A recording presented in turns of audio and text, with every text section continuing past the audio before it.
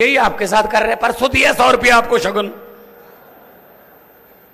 5 साल लूट लिया, लेकिन बंदा बड़ा अच्छा जी, मोदी 100 रुपया शगुन दे दिया जी, परसों कर दिया जी। इन बातों में मत आना, इन बातों में मत आना। अगर आपको ये बात समझ आ गई है कि मैं क्या कहना चाहूं, वो ताली मार दो, जिनको नहीं आई वो रहने दो। अरे बहुत ही समझदार इलाका है गुप्ता जी, बहुत समझदार इलाका है, सब समझ गए। यही काम करोगे ना इस बार, ये आपके पास आएंगे, इनके पास लूटा हुआ माल बहुत है, आप ही का पैसा है, आपके पास आएंगे। इलेक्शन के 5 दिन पहले, 2 दिन पहले, इलेक्शन से पहले वाली रात को आएंगे और कहेंगे कि ये रख लो। मैं आपको हाथ जोड़ के विनती करता हूं, मना मत करना। घर पे लक्ष्मी आए वापस नहीं करते, लेकिन पकड़ के जेब में रख के कहना जी हाँ। और अगले दिन चुनाव वाले दिन स्कूल में पोलिंग बूथ होगा, वहां झाड़ू वाला बटन दबा के कह देना कि हाँ हाँ, ताली बजा दो बस।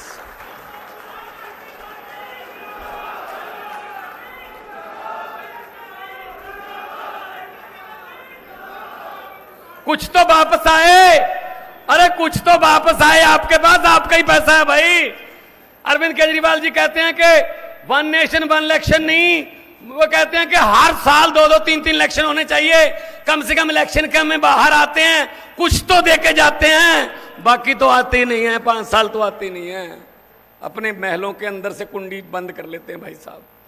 तो मैं ये बात कहने के लिए आपके पास आया हूं कि इस बार झाड़ू, क्योंकि सफाई जो है ना वो झाड़ू करता है। पत्रकारों ने मुझसे पूछा कि आपने दिल्ली और पंजाब में ये मोदी जी की आंधी को कैसे रोका। मैंने कहा कौन सी आंधी? कहते मोदी जी की, आपने कैसे रोका? मैंने कहा जी इसमें कोई रॉकेट साइंस नहीं है, सिंपल सी बात है। आम आदमी पार्टी का चुनाव चिन्ह और उनका चुनाव चिन्ह। मैंने कहा उनका चुनाव चिन्ह क्या है बीजेपी का? कहते जी कमल का फूल। मैंने कहा हमारा चुनाव चिन्ह क्या है? बोले जी झाड़ू। मैंने कहा कमल का फूल कहाँ उगता है? बोले जी कीचड़ में। मैंने कहा झाड़ू क्या करता है? कहते कीचड़ की सफाई। मैंने कहा हमने झाड़ू से कीचड़ की सफाई कर दी, कमल उगे ही नहीं, कमल उगे ही नहीं भाई साहब। सफाई कर दो, झाड़ू है आपके पास। इस झाड़ू से पहले हम सिर्फ दुकान या मकान साफ करते थे, अब हम अरविंद केजरीवाल की अगुवाई में इस झाड़ू से पूरा हिंदुस्तान साफ करेंगे भाई साहब। पूरे देश में झाड़ू चलेंगे। इन्होंने मजाक बना रखा है देश का, इन्होंने लोकतंत्र का मजाक बना के रख दिया, भट्ठा बिठा के रख दिया। अंग्रेजों ने भी इतना नहीं लूटा था, अंग्रेज भी शर्मसार होंगे कि हमने 200 साल में उतना नहीं लूटा जितना ये 2 साल में लूट लेते हैं। हम ही लूटते हैं, हमारे ही बंदे हम ही लूटते हैं। ये दुख की बात है, ये दुख की बात है। तो इस बार हम आपको ये कहने के लिए आए हैं कि झाड़ू वाला बटन जैसे ही दबाओगे, समझ लो आपने घर की, मकान की सफाई तो जो झाड़ू आपके पास है उससे कर दी, और समाज की सफाई आपने बटन दबाकर कर दी। ये बात याद रख लेना। इनसे हम लोग क्या कर रहे हैं ना, हम अपने आप पे शक कर रहे हैं कि शायद वो लूट रहा है, वो लूटने वाले कोई और हैं, लूटने वाले कोई और हैं। एक गांव में भैंसों के मरने का सिलसिला शुरू हो गया। एक ही रात में 2 घरों में भैंस मर गई, 2। अगली रात फिर एक भैंस मर गई, उससे अगले दिन फिर एक भैंस मर गई। लोग दुखी। वहीं गांव में कोई डेरा था, साधु संत बैठे थे वहां, उनकी बहुत मान्यता थी, लोग मानते थे। उन्होंने जाके गांव वाले ने कहा जी बाबा जी कृपया कीजिए, रास्ता दिखाइए, ये क्या हो गया, गांव में भैंसों के मरने का सिलसिला शुरू हो गया, 4-5 भैंसें मर चुकी हैं 3 दिन में, बताइए क्या करें। उस साधु ने कहा एक काम करो, एक चद्दर ले लेना, उसको ओढ़ लेना ऊपर ऐसे, 4 बंदों को एक एक चद्दर का कॉर्नर जेड़ा वो पकड़ा देना, चद्दर ओढ़ लेना, गांव के लोगों को चद्दर के नीचे से निकालते रहना। जैसे ही भैंस चोरी करने वाले चद्दर के नीचे से निकलेंगे वहीं पे बेहोश हो जाएंगे, मर जाएंगे। गुरुद्वारा साहब के स्पीकर में अनाउंसमेंट कर दी कि भाई यहाँ से आइए और आपको चद्दर से नीचे से निकलना होगा। 4 बंदे चद्दर पकड़ कर खड़े हो गए, नीचे से निकलते गए लोग। पहले महिलाएं निकली, कोई कुछ नहीं हुआ, फिर बच्चे भी निकाले गए, वो कोई नहीं, कुछ नहीं हुआ।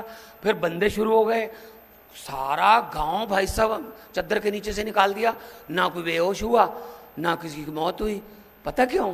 क्योंकि जो भैंसे चोरी करने वाले चोर थे वो तो चद्दर लेके खड़े थे, मरेगा कौन, चद्दर तो उनके हाथ में थी। हमने भी यही कर रखा है, 70 साल से चोरों को चद्दर पकड़ा रखी है। अब चद्दर ईमानदार बंदों के हाथ में दे दो, सब चोरियां बंद हो जाएंगी, सब डाके बंद हो जाएंगे जो आप पीछे जेब पर बचते हैं। तो ये बात करने के लिए आपके पास आए। ये तंग करते हैं हमें, दिल्ली में तंग करते, काम नहीं करने देते। मोहल्ला क्लिनिक की बिजली काट ली, मोहल्ला क्लिनिक की दवाइयां रोक दी एलजी ने केंद्र के कहने पर, और इन्होंने फरिश्ते स्कीम चलाई कि कोई जख्मी को कहीं भी दाखिल करवा दो पैसे देंगे, वो बंद कर दी। जल बोर्ड का भट्ठा बिठा दिया इन्होंने। अरविंद केजरीवाल कोई भी जनता की भलाई का काम शुरू करता है उसको बंद कर देते हैं। केजरीवाल अकेला लड़ रहा है, सुप्रीम कोर्ट में लड़ रहा है, भाजपा के खिलाफ लड़ रहा है, एलजी के खिलाफ लड़ रहा है, मैं पंजाब में गवर्नर के खिलाफ लड़ रहा हूं, मैं बीजेपी के साथ लड़ रहा हूं, मेरे भी पैसे रोक रखे हैं, 8,000 करोड़ पंजाब का जो बनता है रोक रखा है। तो ये बात जब मैं लेके गया नीति आयोग में, तो मैंने कहा जी हमारे पैसे दो पैसे दो, तो ये टाल मटोल करते थे। तो एक अफसर मेरे पास आया, मेरा फैन था वो, एक अफसर मेरे पास आया और बोला कि मान साहब यहाँ से ऐसे पैसे नहीं मिलेंगे। मैंने कहा और कैसे मिलेंगे यार? कहते लोगों के पास जाओ। मैंने कहा लोगों के पास तो आया हूँ यार, लोगों के पास से। तो उन्होंने तो कर दिया काम, उन्होंने 92 सीटें दे दी, दिल्ली में 62 दे दी। कहते नहीं नहीं नहीं, एक बार फिर जाओ। मैंने कहा कैसे? कहते वो तो लोकल वोटें दी आपको सरकार बनाने के लिए, सरकार स्टेट की, लेकिन ये लोकसभा वाली चुनाव के लिए लोगों के पास जाओ। अगर आपकी पंजाब से 13 सीटें आ गई और हरियाणा में आपका खाता खुल गया, दिल्ली में आपके पास जितनी सीटें आ रही हैं वो भी कमाल है। अगर आपके 10 पहले ही राज्यसभा में हैं, आपके 30-35 हो गए ना राज्यसभा और लोकसभा में। जब 30-35 इकट्ठे बोलेंगे, मजाल है कोई माई का लाल 1 भी रुपया हरियाणा का या पंजाब का कोई रोक के दिखा दे। इसलिए आए हैं आपके पास।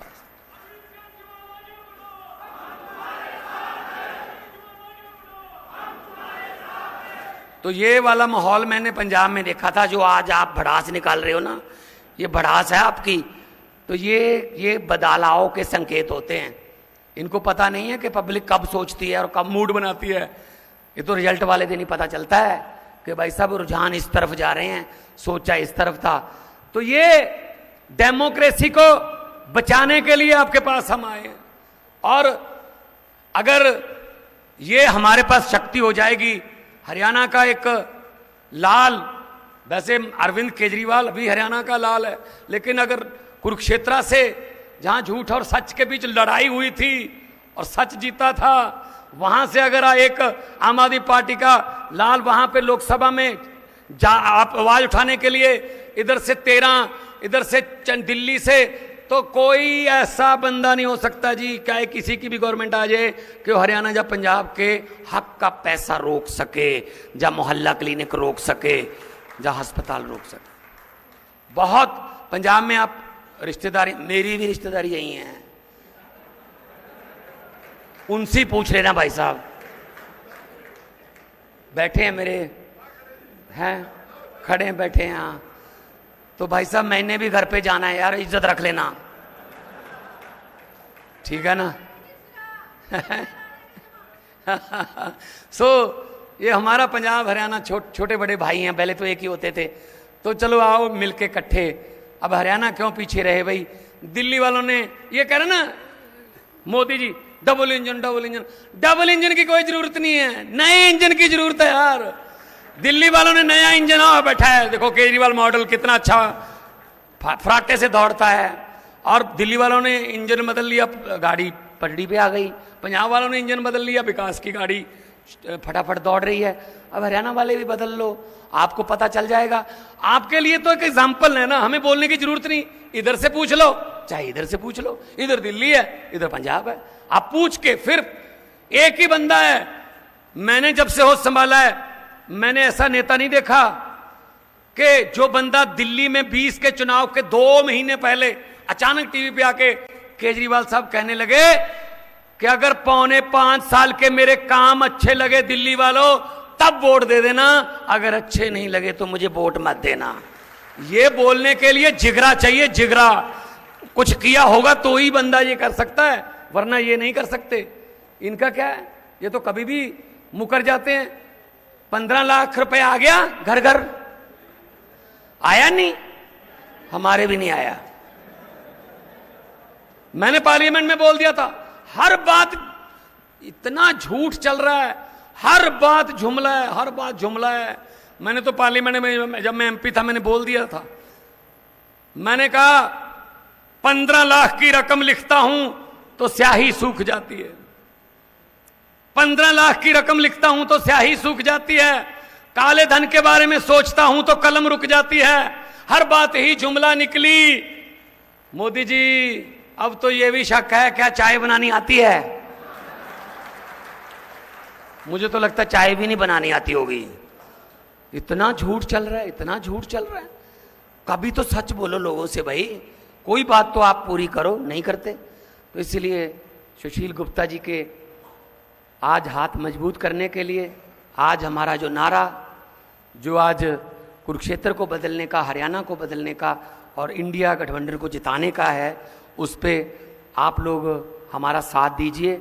और अगर आपको लगा कि हाँ यार हमारे जैसे ही हैं, हमारी बातें करते हैं, हमारे चूल्हों की बात कर रहे हैं, हर घर में चूल्हे की आग जो है वो बचनी चाहिए, तो अगर आपको दिल को कोई बात छुई तो एक बार जोरदार तालियां बजा के हमारी टीम का हौसला बढ़ा दीजिए।